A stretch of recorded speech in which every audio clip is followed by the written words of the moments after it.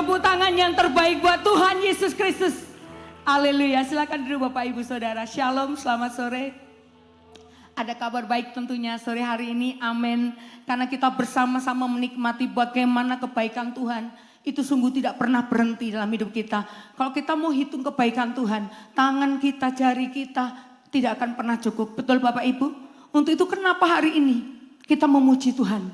Alasannya dalam lagu yang kita nyanyikan tadi adalah karena begitu hebatnya Tuhan sudah mengerjakan bagiannya atas hidup kita.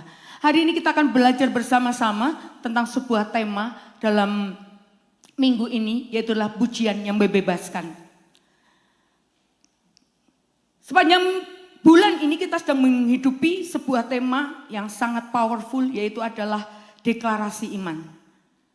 Kita menyadari bersama-sama bahwa deklarasi iman itu bukan hanya sekedar ucapan yang kita ucapkan, tapi ternyata adalah merupakan tindakan nyata. Ketika kita menyatakan kebenaran firman Tuhan dan otoritas Allah itu atas hidup kita, kuasanya dinyatakan atas hidup kita dalam situasi dan kondisi apapun. Dan tahukah saudara bahwa salah satu bentuk deklarasi iman yang kuat yang dicatat di dalam Alkitab adalah pujian dan penyembahan.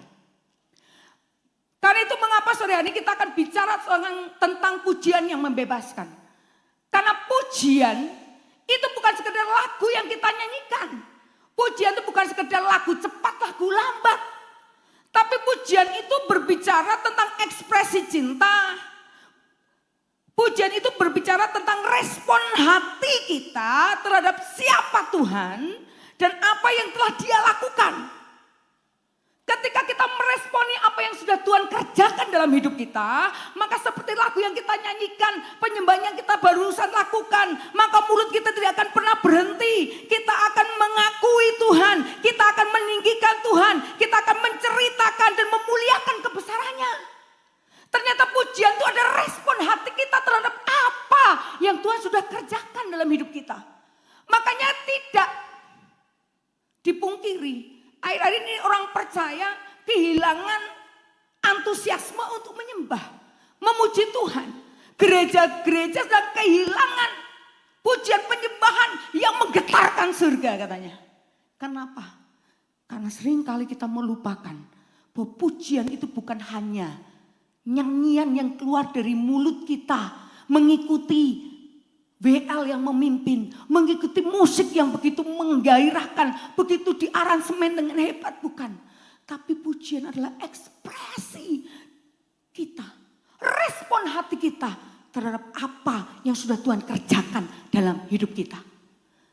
Untuk itu sore hari kita akan belajar bersama-sama bagaimana kita harus mengekspresikan setiap pujian. Karena pujian adalah deklarasi iman yang kuat. Ketika pujian dinaikkan, kata-kata firman itu sedang disampaikan. Makanya di gereja ini dinasihatkan kepada para WL bahwa para WL ini sebenarnya posisinya, fungsinya dengan pengkhotbah itu sama. Bedanya adalah para WL ini berkhotbah dengan nada, dilakukan. Kata-kata firman sedang dilakukan, dinyanyikan dengan nada. Tapi posisinya sama, fungsinya sama. Kita sedang menyuarakan firman Tuhan, kita memberitakan firman Tuhan, kita sedang meninggikan nama Tuhan, kita sedang memproklamirkan kehebatan Tuhan, kita sedang mendeklarasikan kehebatan Tuhan. Dan pujian itu bentuknya. Kita mengenal bentuk pujian adalah pujian dengan mulut kita. Makanya kita bernyanyi, kita bersorak, kita bersaksi, kita memperkatakan kebaikan Tuhan lewat nyanyian kita. Dengan perkataan kita seringkali WL di sini memandu kita untuk berkata, ayo katakan kata-kata positif, kata-kata yang membangun, kata-kata yang sudah Tuhan kerjakan dalam hidup kita. Karena itu pujian itu bisa lewat mulut kita. Pujian bisa lewat tubuh kita. Makanya mengapa kita disuruh mengangkat tangan, kita bertepuk tangan, kita menari, kita bersujud, mengekspresikan semuanya. Karena itu bentuk dari sebuah pujian. Bukan pujian adalah kehidupan. Pujian dengan hidup artinya adalah kita hidup seturut dengan firman Tuhan. Itulah pujian yang harus kita kerjakan. Kalau ada orang berkata, hati, maka mulut kita pun harus mengekspresikan. Gerak tubuh kita mengekspresikan dan kehidupan kita juga harus mengekspresikan. Jadi Bapak Ibu, jangan cuma berhenti sampai pujian adalah sesuatu euforia yang sering kita kerjakan. Tapi pastikan pujian itu adalah pujian yang kita kerjakan karena kita mengekspresikan, meresponi apa yang Tuhan kerjakan dalam hidup kita. Katakan amin. Lalu kenapa kita memuji Tuhan? Karena Tuhan memang layak untuk dipuji. Katakan amin. Dia layak menerima pujian kita. Pujian selalu berfokus kepada Tuhan. Pujian itu fokusnya kepada Tuhan. Bukan kepada perasaan kita. Bukan pada kondisi kita. Makanya kenapa seringkali orang Kristen disuruh memuji Tuhan. Kalau dompetnya lagi tebel, ekspresinya berbeda. Dengan dompetnya yang lagi kosong. Pertanyaannya, siapa yang jadi fokus dalam pujian kita? Seharusnya fokus dalam pujian kita bukan kondisi kita, bukan perasaan kita, bukan merinding-merinding kita, bukan. Tapi kita fokus kepada Yesus Kristus Tuhan yang sudah mengerjakan pekerjaan yang ajaib atas hidup kita. Amin. Maka pujian kita akan menjadi pujian yang berbeda. Mau ada duit atau duitnya masih inden karena kita sedang berdoa dan sebentar lagi duitnya akan datang. Amin. Ekspresinya sama Bapak Ibu. Mau engkau tua, engkau muda, ekspresinya akan tetap excited, antusias.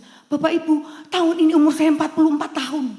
Tapi kalau saya mimpin pujian, Bapak Ibu bisa melihat. Saya akan sangat atraktif, mungkin mengalahkan dari anak-anak muda di tempat ini. Kenapa?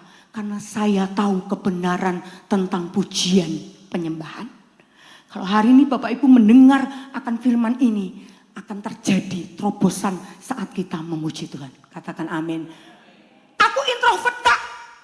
Aku gayanya memang gini, slow-mo gitu ya. Tidak ada kaitannya dengan introvert, engkau slow-mo, gaya pribadinya melankolis, total, stabil total, tidak ada hubungannya Bapak Ibu. Yang kita mau pastikan bersama-sama, apa yang sudah Tuhan kerjakan dalam hidupmu. Yang kita mau pastikan apa? Kita meresponi Tuhan yang bekerja dengan ajaib atas hidup kita. Maka yang terekspresi keluar adalah totalitas dalam kehidupan kita. Katakan amin. Makanya kita akan membaca firman Tuhan yang tadi juga sudah dibacakan tentunya. Oke. Apakah bisa Kak? Ya bisa ya. Sudah dibaca di awal. Kita akan baca kembali ayat ini. Yang diambil dari Mazmur 34 ayat 2 sampai 4. 1, 2, 3. Aku hendak memuji Tuhan pada segala waktu. Puji-pujian kepadanya tetap di dalam mulutku.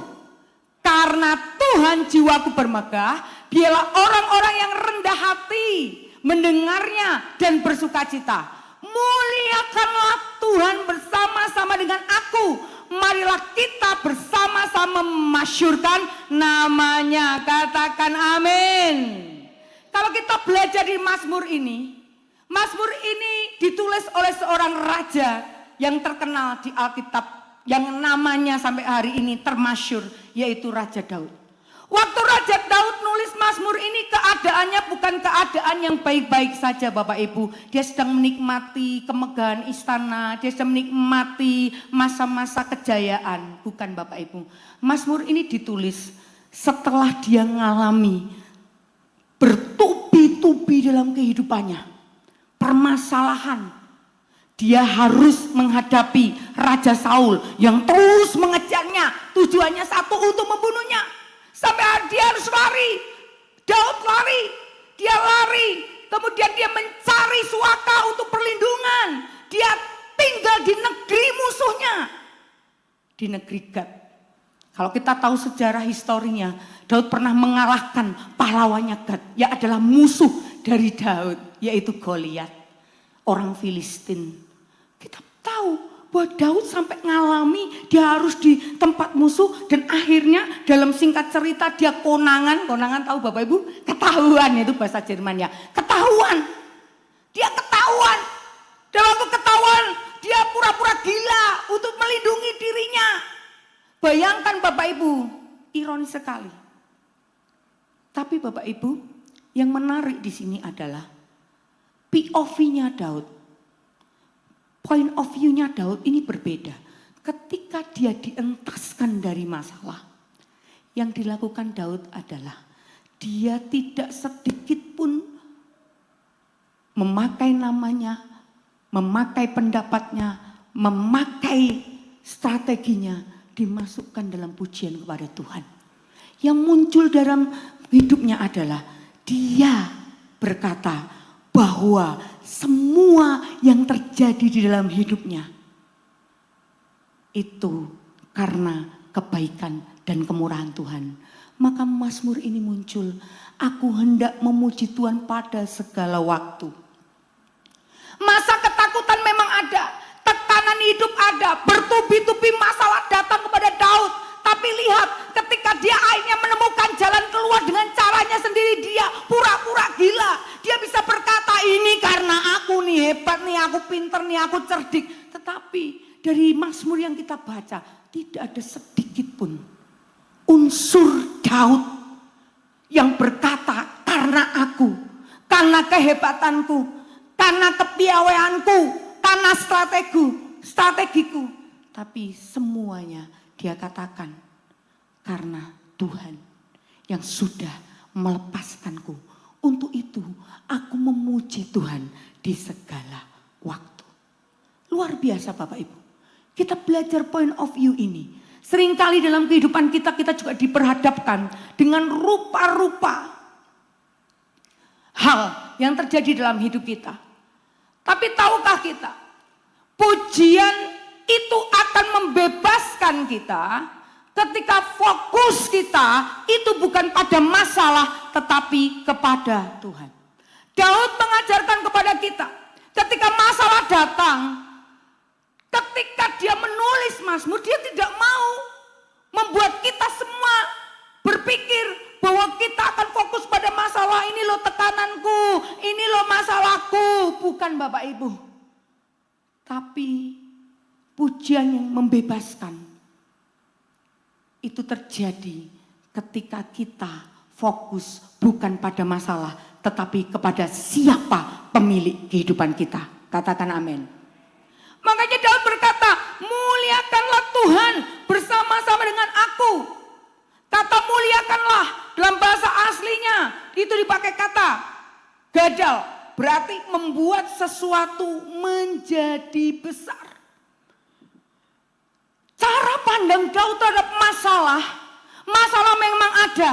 Tapi yang luar biasa, dia tidak berkutat pada masalahnya. Tetapi ketika dia mengajak kita untuk memuliakan Tuhan, bukan lagi masalah yang kita lihat, tapi kita melihat bagaimana Tuhan yang besar, yang ajaib, yang hebat itu ada dalam hidup kita. Makanya kita perlu memuliakan Dia. Sebab kita ketika memuliakan Dia, ketika kita memuji Dia, kita sedang membesarkan Tuhan.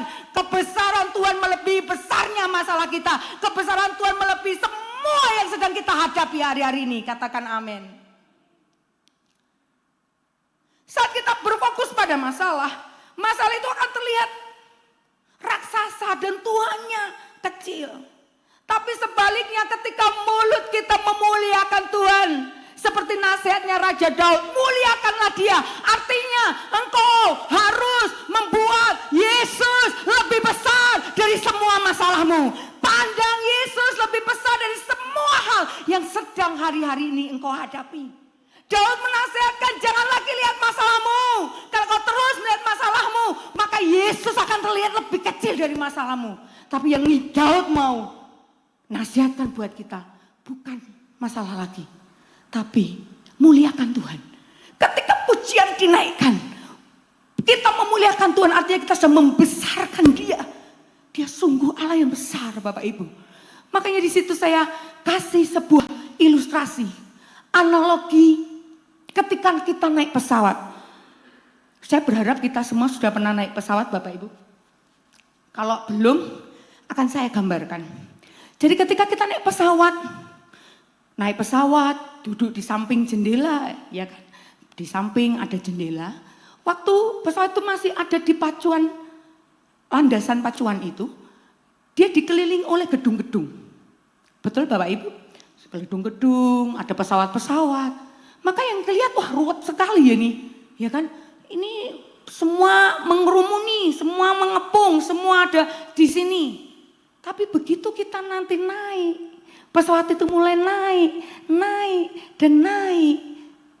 Yang kita lihat bukan lagi bangunan-bangunan besar yang mengepung, bukan lagi pesawat-pesawat yang ada di samping kanan, kiri, depan, belakang yang mengelilingi dia.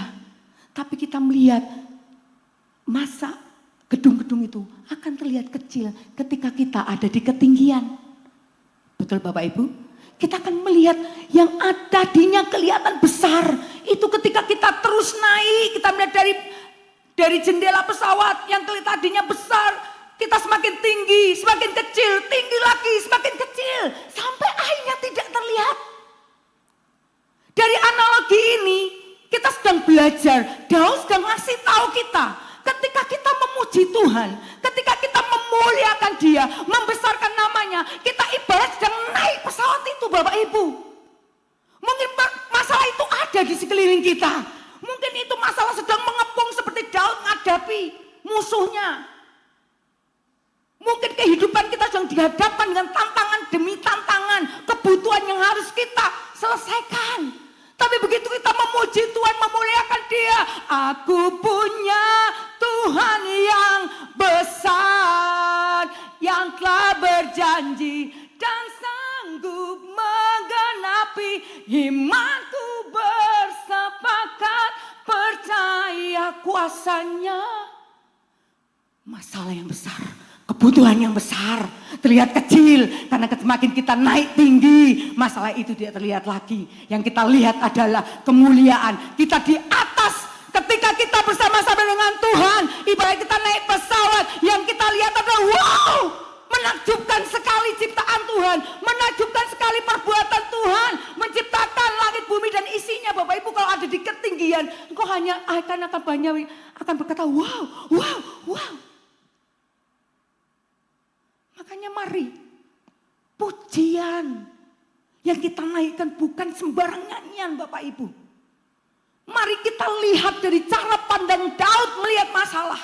Masalah memang ada, mungkin hari ini kita masih ada dalam masalah. Tapi ketika kita memuji Tuhan, memuliakan Tuhan, masalah itu jadi kecil.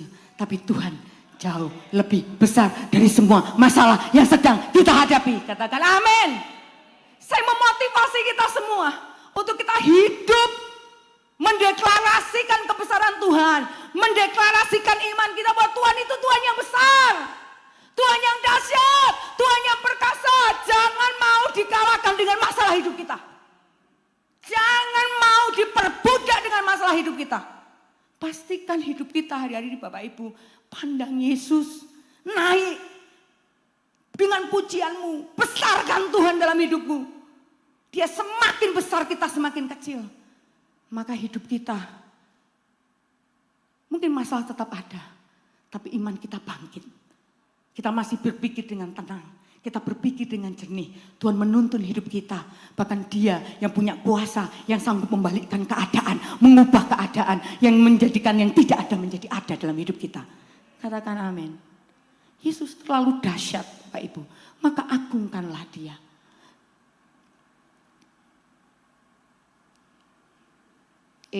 Maaf ya Bapak Ibu, kebalik. Ya, maka itu Bapak Ibu, jangan fokus pada masalah yang kelihatan besar di bumi. Naiklah lewat pujian, lihat dari jendelanya Tuhan, kacamatanya Tuhan, dan percayai Allah jauh lebih besar dari segalanya. Allah jauh lebih besar dari masalah. Katakan, tidak ada seorang pun yang kebal dengan masalah Bapak Ibu. Yang berkhotbah hari ini juga punya masalah. Tapi mari kita pandang Yesus dengan cara yang berbeda hari ini. Dia lebih besar dari segalanya. Katakan amin. Saya tertarik dengan apa sikap hati Daud ini. Tadi saya katakan bahwa dia sama sekali tidak menuliskan tentang kehebatannya, menuliskan tentang caranya, strateginya. Saya tertarik dengan sebuah tindakan ekspresi. Karena ini menjadi sebuah pembebasan yang radikal juga atas kehidupan seseorang. Saya berikan poin di sini, pujian yang membebaskan dimulai dari tindakan penyerahan yang radikal. Ada satu kisah di Alkitab, ada seorang perempuan, dia dikenal sebagai orang perempuan yang berdosa. Dia datang ke rumah Simon si Farisi dalam Lukas 7 ayat 38. Waktu dia datang, Alkitab mencatat di situ, sambil menangis ia pergi berdiri di belakang Yesus dekat kakinya. Lalu membasahi kakinya itu dengan air matanya dan menyekanya dengan rambutnya. Kemudian ia mencium kakinya dan meminyakinya dengan minyak wangi itu. Saya tertarik sekali dengan firman ini Bapak Ibu. Ini yang sebenarnya Daud kerjakan. Kenapa Daud menjadi pribadi yang berkenan di hadapan Tuhan? Banyak sekali pribadi-pribadi orang-orang yang melakukan pada zamannya hal yang sama dengan Daud mungkin. Tetapi kenapa dia yang salah satu yang berkenan di hadapan Tuhan? Karena dia adalah seorang yang juga memiliki sikap hati yang luar biasa. Wanita ini datang kepada Yesus. Tidak banyak hal yang dikerjakannya, tapi yang dikerjakannya itu luar biasa. Apa yang dikerjakannya Bapak Ibu? Alkitab mencatat dia berdiri di belakang Yesus dekat kakinya. Lalu dia membasahi kakinya. Kaki Yesus masih dengan air matanya. Dia perempuan berdosa. Dia datang kepada Yesus. Dia sujud di kaki Yesus. Dia menangis di kaki Yesus. Sampai kaki Yesus basah. Tapi ketika kaki Yesus basah, dia menyeka dengan rambutnya. Bapak Ibu tahu pada waktu itu, rambut wanita Yahudi itu sangat berharga. Tidak sembarangan wanita bisa menggerai rambutnya. Karena rambut itu bicara tentang kehormatan seorang wanita. Tapi lihat, dia lakukan itu untuk Yesus. Tidak ada agenda apa-apa Bapak Ibu. Dia tidak berbicara apa-apa. Dia hanya menangis di kaki Yesus. Dia menyeka dengan rambutnya, mahkotanya, dengan hal yang paling berharga. Tapi yang lebih luar biasa, dia juga mencium kaki Yesus dan meminyakinya dengan minyak wangi.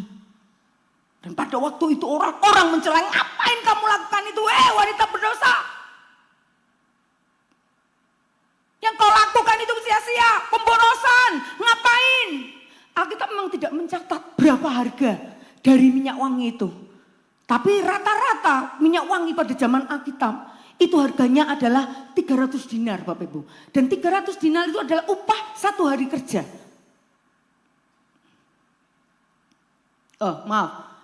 300 dinar ya, upah 1 hari kerja itu 1 dinar ya Pak Ahmad ya, 1 dinar. Makanya harga dari minyak wangi itu dikira-kira itu adalah 1 tahun kerja dikasih untuk Yesus.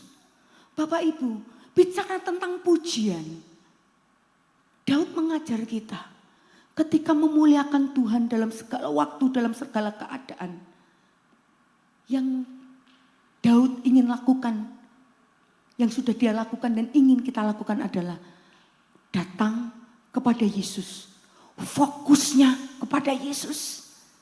Tanpa agenda apapun. Tanpa kita berkata, Tuhan, Engkau mau memberikan apa buat hidupku?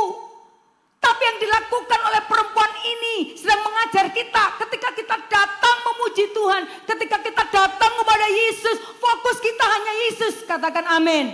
Kita bukan dengan agenda kita, dengan beragam-ragam permintaan. Tapi kita memuliakan Dia, membesarkan Dia, mengakui perbuatannya. Bahkan persembahan yang terbaik kita berikan. Persembahan yang terbaik mungkin kita hari ini tidak memberikan seperti yang perempuan itu berikan. Tapi apa yang terbaik dalam hidup kita? Kalau itu waktumu, bisakah kita memberikan waktu kita yang terbaik untuk menyembah Tuhan? Ke gereja Bapak Ibu, kita itu hanya 1,5 jam saja. Tapi bisakah kita memberikan yang terbaik itu untuk Tuhan? Kalau keuanganmu yang paling berharga dalam hidupmu, bisakah kita datang tanpa agenda Tuhan berkati aku? Bukan, tapi ketika kita memuji Tuhan, justru kita sedang mempersembahkan sesuatu untuk Tuhan. Persembahan yang terbaik. Persembahan terbaik yang paling tahu adalah kita. Apa yang paling terbaik dalam hidup kita yang kita relakan seperti perempuan ini. kasih untuk Yesus. Karena Bapak Ibu, ketika perempuan ini datang kepada Yesus, Yesus melihat sikap hatinya dan akhirnya dia mengalami yang namanya pembebasan yang luar biasa.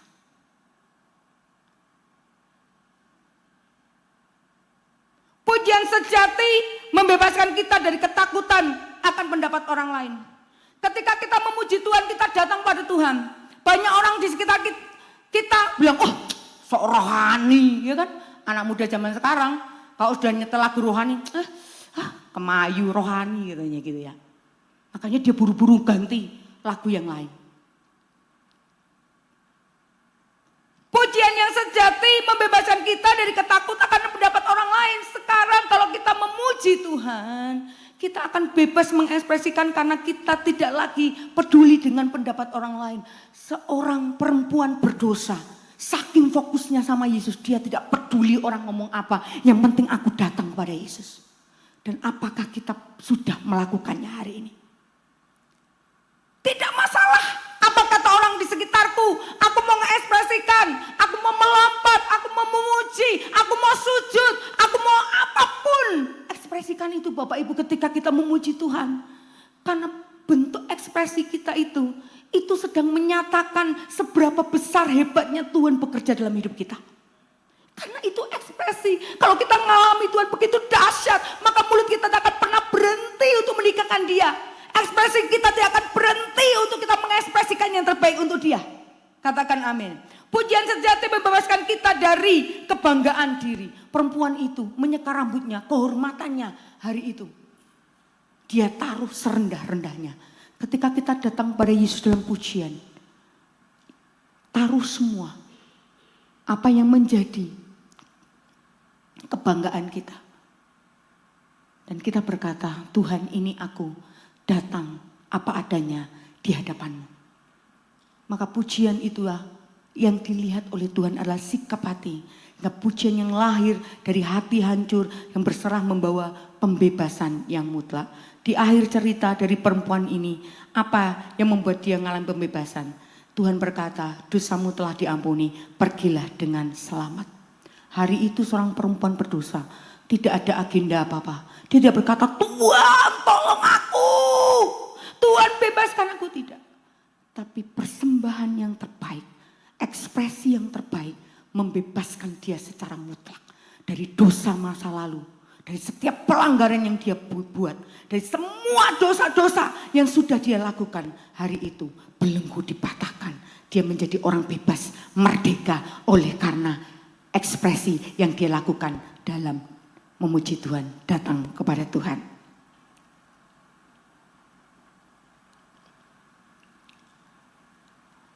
Oh mana nih? Iya. Maka dari itu Bapak Ibu, pujian sejati harus berdasar kasih. Perempuan itu datang karena kasih. Karena kasih yang sungguh-sungguh akan mencari cara untuk mengekspresikan dirinya. Kalau hari ini Bapak Ibu datang kepada Tuhan, dasari ketika kita datang kepada Tuhan, kita memiliki kasih yang sejati kepada Tuhan. Bukan dengan agenda kita Bapak Ibu. Tuhan tuh paling mudah untuk memberkati kita kok. Tuhan paling mudah memberkati kita dengan caranya yang ajaib. Yang itu perlu kita lakukan adalah datang karena kita memang fokus pada Yesus, kita mengasihi Yesus. Dan ketika kita datang dengan kasih kita kepada Yesus dengan sungguh-sungguh, maka akan ada cara sendiri untuk kita bisa mengekspresikan kasih itu kepada Yesus dengan cara kita masing-masing. Amin. Yang selanjutnya, dampak yang luar biasa, kita belajar dari kisah Paulus dan Silas, di mana pujian yang dinaikkan itu bukan hanya sekedar omong kosong Bapak Ibu.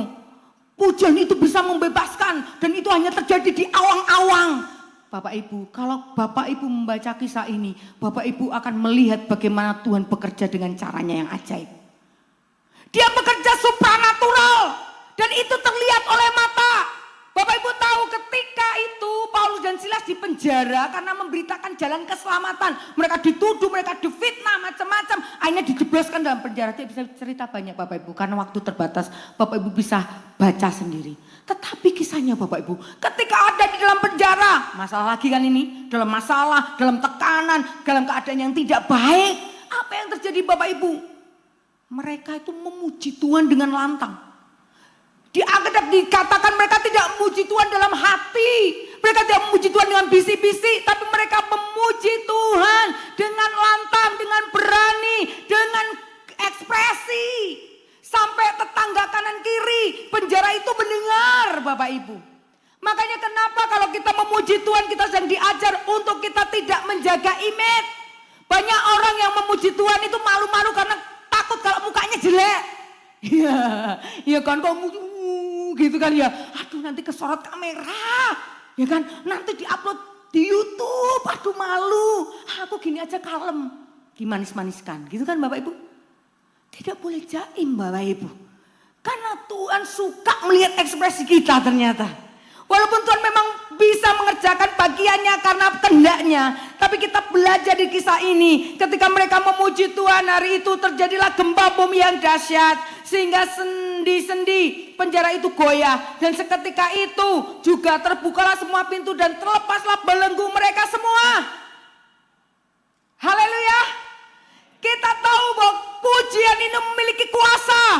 Tuhan itu memberikan kita untuk ketika kita memuji Tuhan adalah deklarasi iman kita atas keajaiban dan kebaikan Tuhan. Maka Tuhan sanggup untuk mengadakan mujizatnya di tengah-tengah kita. Paulus dan Silas tidak menunggu kebebasan untuk memuji Tuhan Bapak Ibu. Memuji Tuhan di tengah keterikatan, di tengah ujian yang ada. Tapi itulah pujian yang merupakan pujian yang murni keluar dari hati kita. Dan itulah pujian yang dapat membebaskan.